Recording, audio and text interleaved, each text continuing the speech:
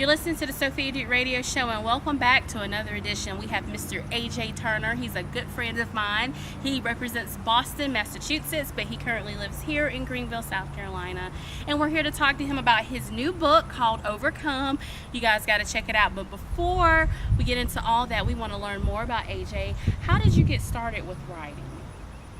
It's kind of crazy. I have a math degree and a math background, and so one of my subjects I hated the most was English. So God just puts these different gifts and talents inside of us, and over time He pulls them out. And I just felt that He was giving me this message to write down, and I opened up my computer and started writing, and the word just trying to flow right on the page. And then I contacted a couple publishers, and one local publisher reached out to me, and then my book got published, and it's just been a crazy ride since. And what inspired you to write Overcome?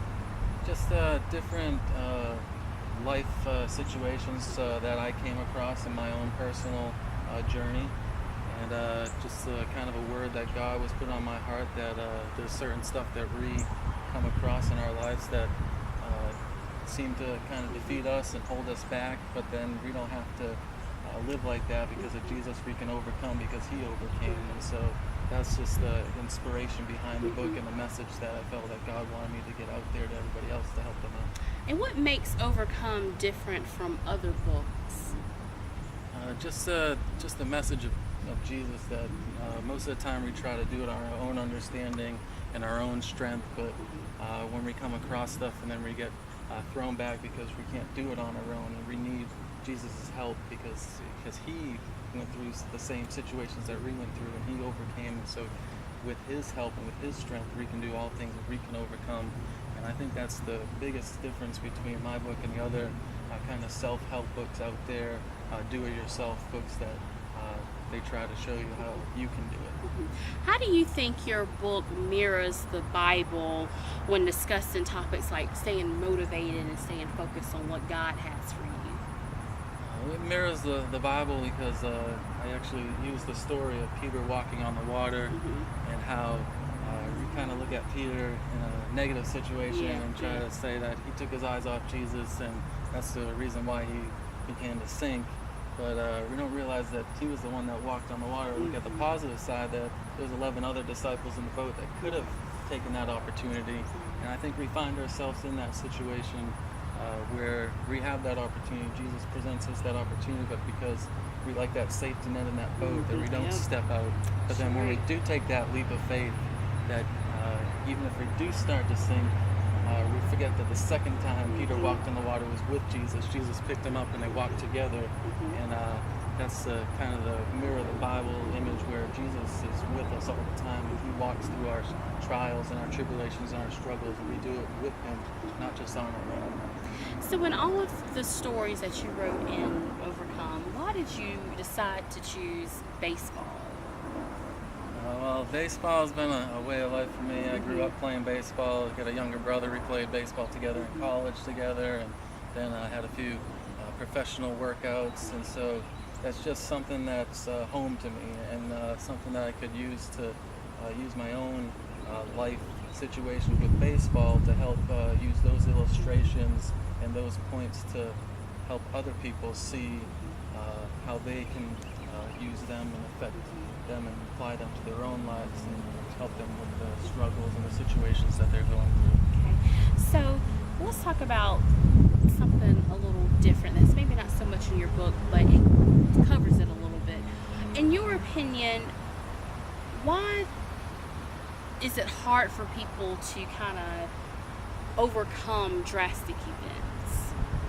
I think it's because of the mindset and that we put ourselves in, where we tend to look at the negative side of stuff instead of the positive side. There's a reason why certain things happen to us, and if we can see that, we can see the positive in where God's trying to use this to grow me and take me to a place that I couldn't get on my own, where He uses all things for our good, like the good and the bad. And if we could see that and see that in every situation that we're in, then we could have a different mindset. And I think our mindset and our thoughts hold us back the most, is ourselves out of the situation before we even go through it. Right. Okay, so I want to talk about something that you wrote in your book. You say, this is to say, when I'm going through a struggle, I'm supposed to be more glad and excited than in any other situation I've been in before. When we think about it like that, what Jesus said is insane and difficult to grasp. What is your opinion? Can you go into more depth? Because I think we all go through things and we just don't understand. And a lot of people say, if Jesus could do it, we can do it. But why is it so hard for us to swallow that one saying? Because it doesn't make sense to us when we're going through the situation. I think for everybody and to myself, I try to understand the situation I'm going through. Why am I going through this? And I think the way that we're brought up in the world that we live in is that it's kind of countercultural, the thoughts that Jesus tells us to think, that when we go through something that's supposed to get us down, we're supposed to think of it as this is going to grow me. This is going to, I believe it's James that says, consider it all joy when you go through these struggles. And it's like, that doesn't make any sense. I'm supposed to be joyful in this. But then when we have that attitude and we have that mindset, and then when we get to the end and we see the finished product, we're like, wow, Jesus was right. Yes, that I should have been joyful. I should have known that this is what he was using for my good to get me to where I needed to be. Okay. And another part in your book, you talk about something that a good friend of you told you growing up. He had a boa constrictor that can range in length from 3 to 13 feet. And the interesting fact about a boa constrictor, I found out from my friend, is that it only grows within the parameter of its container. Do you think that a lot of people are constricted on just their environment because that's all they know? Or could it be a little bit more than that? I think it's a lot of times we put ourselves in different environments and different situations that limit us, limit our thinking, limit our ability to grow to our potential. And I believe it's a lot to do, like what we talked about earlier, with our mindset and our thoughts. I believe we limit ourselves, we put ourselves in different, like the boa constrictor was in a little aquarium that kept himself from growing to his full potential. Whether if he was out in the wild, out in the forest, he would have grown to his greatest potential. But I think with our thoughts, we do the same thing as my friend did with his boa constrictor.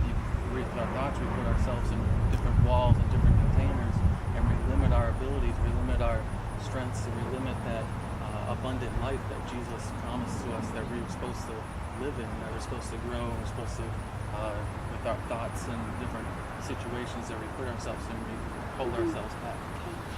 In your opinion, why is it easy for the enemy to tap into our heads and keep us off focus from God's plan?